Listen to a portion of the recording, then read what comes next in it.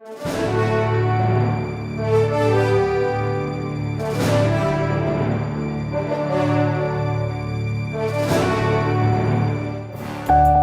Jail के भीतर अब हम पहुंचे हैं और मेन गेट के बाद सीधे आप पहुंचे हैं गांधी यार्ड।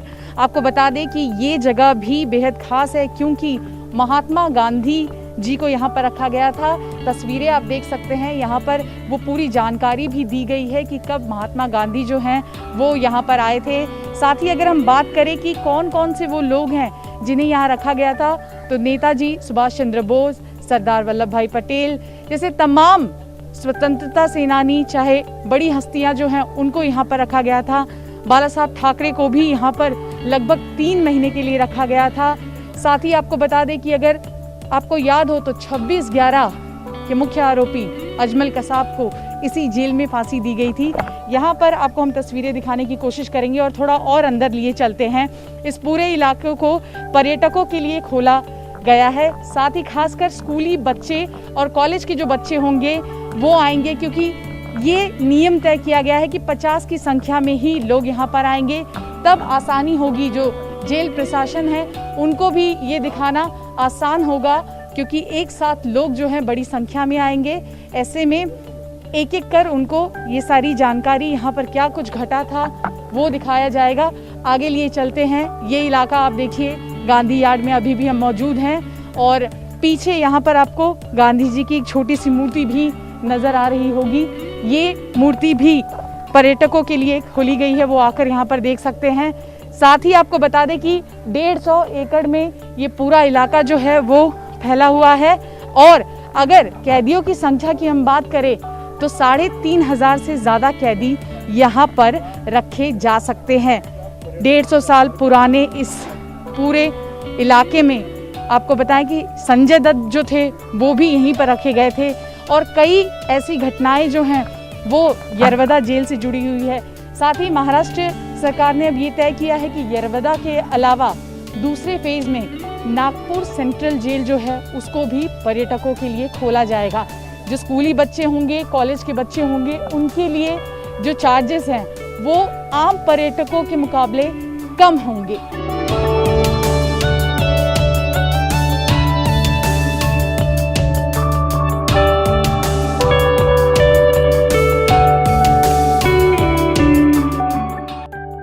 यरवदा जेल में इस वक्त हम गांधी यार्ड में मौजूद हैं और यहाँ पर आप सीधे ठीक मेरे पीछे देख सकते हैं गांधी जी की ये प्रतिमा यहाँ पर नजर आ रही है और जरा धीरे धीरे आपको आगे लेकर चलते हैं और कोशिश करेंगे दिखाने की कि आखिर इतिहास के उन पन्नों में क्या कुछ दर्ज हुआ। जब गांधी जी यहाँ पर थे तो क्या कुछ घटा था, इसकी जानकारी भी इस जेल में यहाँ पर दी गई है। देखिए आप देख सकते हैं इन पत्थरों पर लिखा गया है कि जब गांधी जी यहाँ पर थे 1932-33 में इसी कमरे का उपयोग राष्ट्रपिता गांधी जी हरिजन के संपादक कार्य के लिए किया करते थे और इसी स्थान पर अभ्यागतों से मिलते थे।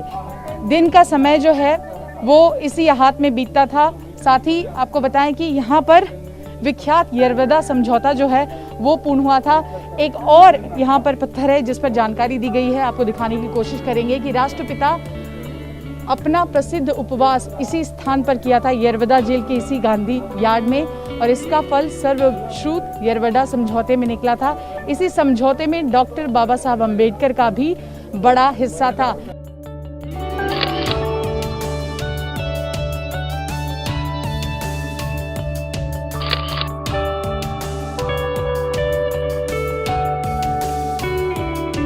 यरवदा जेल के इसी बैरक में राष्ट्रपिता महात्मा गांधी जी को रखा गया था और तस्वीरों में आप देख सकते हैं अभी भी तस्वीर यहाँ पर महात्मा गांधी जी की लगाई गई है, जोत जलाई गई है। साथ ही नीचे आपको चरखा नजर आ रहा होगा, ये चरखा महात्मा गांधी जी का है। जब वो जेल में थे उस दौरान भी वो चरखा चलाया करते थे। और साथ ही तस्वीरें आपको दिखाएंगे कैमरा पैन करके हमारे कैमरा पर्सन सुभाशीष दाम। महात्मा गांधी 1932 उस समय उस दौरान यहाँ पर इस जेल में थे और ये डिटेल्स आप देख सकते हैं, ये जानकारी है जब वो जेल के भीतर थे तो क्या क्या उन पर मुकदमे जो थे वो दर्ज किए गए थे और किन एक्ट्स के तहत उनको यहाँ पर रखा गया था। साथ ही जब वो आए थे तब से लेकर जो कुछ भी दिनचर्या थी या जो कुछ भी यहाँ पर किया जाता था वो सब इस रजिस्टर में पहले से ही दर्ज किया गया है। साथ ही ये तस्वीर बेहद महत्वपूर्ण है।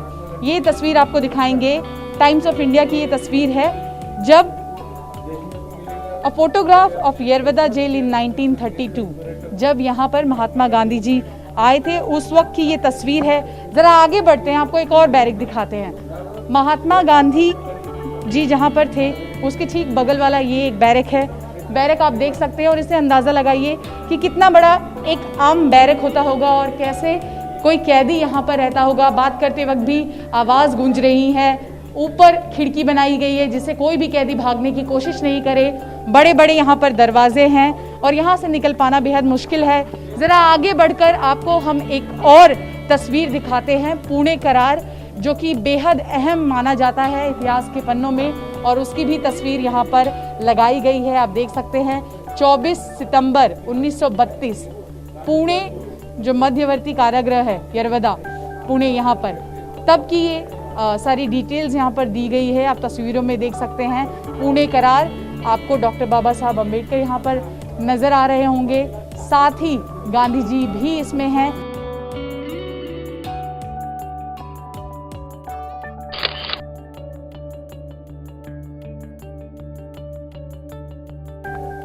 इस वक्त जिस बैरक में हम खड़े हैं ये ठीक वो बैरक है जहां पर गांधी जी थे। उसके बगल वाला बैरक, यानी इस दीवार के ठीक पीछे गांधी जी को रखा गया था।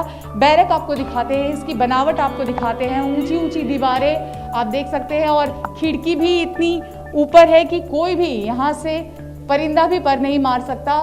साथ ही जब हम बात कर रहे हैं तो यहाँ हमें अपनी ही आवाज़ गूंजती हुई नज़र आ रही है। और ये आप देख सकते हैं कि जेल में अमूमन हम देखते हैं कि इसी तरह के दरवाजे होते हैं। साथ ही एक छोटी सी यहाँ पर खिड़की बनाई गई है जिससे इस बैरक में अगर कोई बैठा है और वो कोई मैसेज बगल वाले बैरक के इंसान को देना चाहता है तो वो दे सकता है। और अब आम जनता भी यहाँ पर आकर देख पाएंगे कि आखिर यहाँ पर कैसे उस वक्त लोग रहा करते थे। साथ ही अभी भी जो कैदी इस जेल में है वो कैसे रहते हैं। फिलहाल अभी यहाँ पर इस इलाके को आप देखिए क्लीन किया गया है क्योंकि पर्यटक आएंगे यहाँ पर, तो ये जाहिर है कि वो एक अलग नज़रिए से देखेंगे। और ये ऐतिहासिक जेल जो है अब आम जनता देख पाएगी। महाराष्ट्र सरकार पिछले 1.5 सालों से इस पर काम कर रही थी। कोरोना की वजह से कहीं ना कहीं ये पूरा मामला अटका हुआ था, लेकिन जैसे ही मौका मिला वैसे ही गणतंत्र दिवस के मौके पर 26 जनवरी के दिन आज ये घोषणा कर दी गई है कि आम जनता यरवदा जेल जा पाएंगे और बतौर पर्यटक देख पाएंगे इस पूरे जेल को।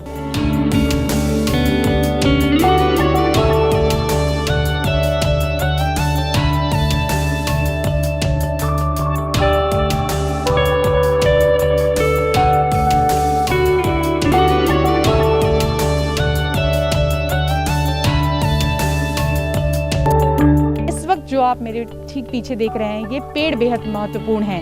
ये वही पेड़ है जिसके नीचे बैठकर राष्ट्रपिता महात्मा गांधी और डॉक्टर अंबेडकर के बीच पुणे करार हुआ था। इतने सालों बाद भी इस पेड़ को यहाँ पर प्रिजर्व करके रखा गया है और अच्छे से मेंटेन किया गया है। आम लोग जब आएंगे तब इतिहास के पन्नों में जो दर्ज हुई हैं ये बातें वो प्रत्यक्ष रूप से यहाँ देख पाएंगे। ये पेड़ भी अपने आप में बेहद महत्वपूर्ण है और अगर आप अब यरवदा जेल आएंगे बतौर पर्यटक तो ये भी आपको यहाँ पर देखने को मिलेगा।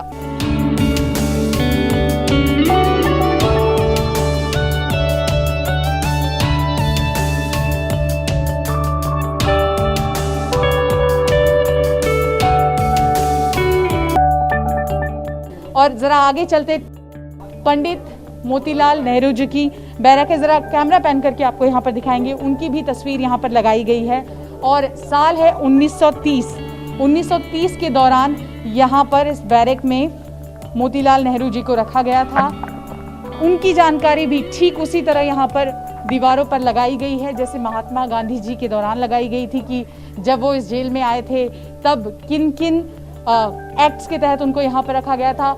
आगे एक और बैरक है ठीक मोतीलाल नेहरू जी के बगल वाले बैरक में और ये है पंडित जवाहरलाल नेहरू का बैरक जिसमें लिखा गया है, ये जानकारी दी गई है कि 1930 के दौरान उनको यहाँ पर रखा गया था। तस्वीरें आपको दिखाने की कोशिश करेंगे और अब आम जनता भी इसको देख पाएगी क्योंकि पर्यटकों के लिए इसको खोला गया है।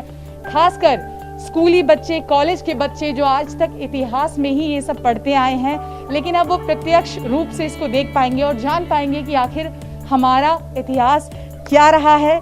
जो स्वतंत्रता के लिए लड़ाई लड़ी गई थी उस वक्त क्या कुछ किया गया। एक तस्वीर आप देखिए, स्वतंत्रता से पहले की तस्वीर है ये, यरवदा जेल की बेहद महत्वपूर्ण तस्वीर ये है। और उस वक्त और अब क्या बदलाव आए हैं ये भी हम आपको लगातार दिखाने की कोशिश कर रहे हैं। तो कुल मिलाकर तस्वीरें हमने आपको दिखाई, पीछे भी आप देखिए ये जो तस्वीरें हैं ये भी कारागृह की ही हैं। और यहाँ पर भी जो आम पर्यटक हैं, जो स्कूली बच्चे हैं, कॉलेज के बच्चे हैं, वो आ पाएंगे। कुल मिलाकर यरवदा जेल के बाद अब नागपुर सेंट्रल जेल जो है वो भी आम जनता के लिए खोला जाएगा। और महाराष्ट्र सरकार जो एक नई पहल कर रही है जेल टूरिज्म की, उसके तहत अब यरवदा जेल आप आकर देख पाएंगे कि आखिर क्या कुछ इतिहास में यहाँ पर घटा था। कैमरा पर्सन सुभाषिष दाम के साथ शिवांगी ठाकुर, TV9 भारतवर्ष। प्रत्येक सकाळ ताजी, प्रत्येक बातमी ताजी, तुमच्या काळजीची ताज्या बातम्या, ताजं बुलेटिन. गुड मॉर्निंग महाराष्ट्र, रोज सकाळी 7 वाजल्यापासून. TV9 मराठी, काळजी तुमची, हित महाराष्ट्राचं.